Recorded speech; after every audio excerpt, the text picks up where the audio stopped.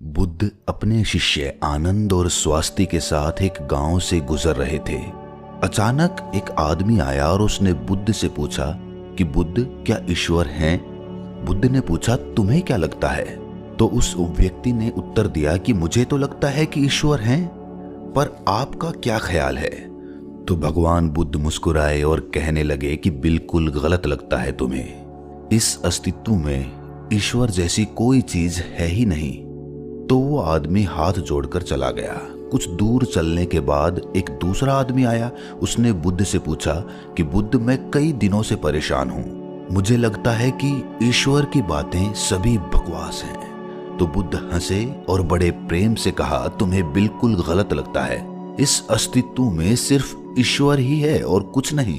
जरा देखो तो, आंख बंद तो करो, खोजो तो। इस उत्तर को सुनकर उनके शिष्य आनंद और स्वास्थ्य आश्चर्य में पड़ गए कि एक ही सवाल और दो उत्तर।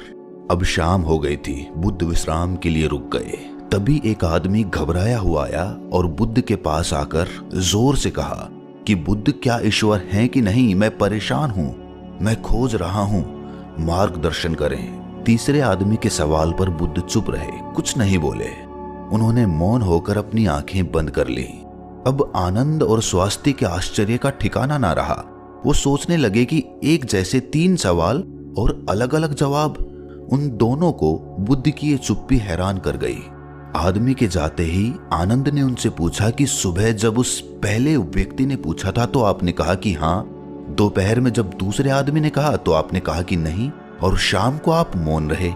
भगवान, तीन आदमी एक ही तरह के सवाल लेकर आए, लेकिन मैं हैरान हूं कि आपने तीनों को अलग अलग जवाब दिए। मुझे कुछ समझ में नहीं आ रहा है। तो भगवान बुद्ध मुस्कुराए और कहने लगे कि आनंद, जो पहला व्यक्ति आया था उसने मान लिया था कि ईश्वर हैं, तो मैं उसकी मान्यता को मिटा देना चाहता था कि वो खोजना शुरू करे। ईश्वर हैं ये मानकर बैठ ना जाए, वो सत्य तक पहुंचे और उसका अनुभव करे। और दूसरे व्यक्ति ने भी मान लिया था कि ईश्वर की बातें कोरी बकवास है। मैंने उसकी धारणा को भी मिटा दिया ताकि वो भी खोजे कि ईश्वर है कि नहीं। और तीसरा आदमी अभी संशय में था, वो खोज रहा था, इसीलिए मैं मौन रह गया। यहाँ पर मौन रह जाना ही उचित था। दोस्तों, भगवान बुद्ध के बारे में ये प्रचलित था कि वो किसी भी प्रश्न का जवाब सीधे सीधे नहीं देते थे। उनके जवाब रहस्य से भरे होते थे। तो थोड़ी देर सुनने के बाद उनके शिष्य स्वास्थ्य ने कहा कि मुझे ईश्वर के बारे में आपसे सुनना है। कृपया कर आप मुझे बताएं कि ईश्वर है कि नहीं। आप ईश्वर को मानते हैं कि नहीं? और इसके साथ ही मैं आपसे अनुरोध करता हूं कि आप मेरे इस प्रश्न का सीधा सीधा उत्तर दें। तो भगवान बुद्ध मुस्कुराए और कहा कि ठीक है, मैं उत्तर देता हूं, पर उससे पहले मैं तुमसे कुछ पूछना चाहता हूं।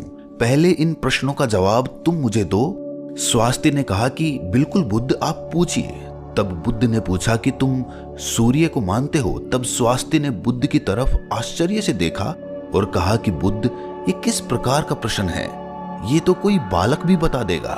सूर्य तो साक्षात प्रकट होता है, सबको प्रकाश और ऊर्जा देता है। हम सभी का जीवन उसी पर आधारित होता है, वो तो साक्षात है। तो भगवान बुद्ध ने कहा, जिस प्रकार सूर्य साक्षात है तो उसे मानने का कोई प्रश्न ही नहीं उठता। फिर ईश्वर है कि नहीं, ये प्रश्न क्यों उठा?